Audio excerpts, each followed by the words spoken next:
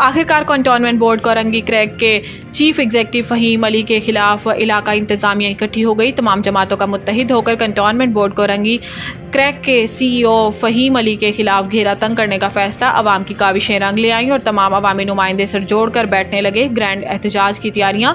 बिजली पानी से तंग अवाम ने मुत्तहिद होकर कंटोनमेंट बोर्ड कोरंगी के CEO फ़हीम अली के दफ्तर का घेराव करने का अदनिया दे दिया। Chief executive cantonment board Korangi Fahim Ali की मुसलसल अदम तवज्जो की वजह से पानी का मसला संगीन होता जा रहा है, लेकिन इदारे के कान पर जूं तक नहीं रेंग रही।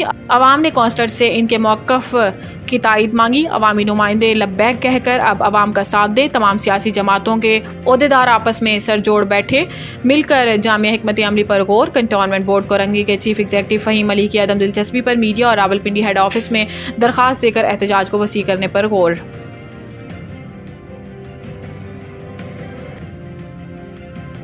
ना जमीन फटी ना आसमान। बाग कोरंगी की कब्रिस्तान से खातून की लाश को जिनसी जाति का निशाना बनाने वाला सफाक मुलजिम गिरफ्तार।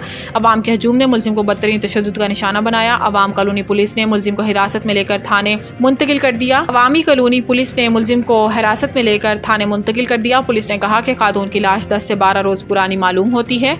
ज़ाब्ते की कार्रवाई करते हुए मुलजिम को थाने मुंतकिल कर दिया गया है और मज़ीद तफ्तीश की जा रही है।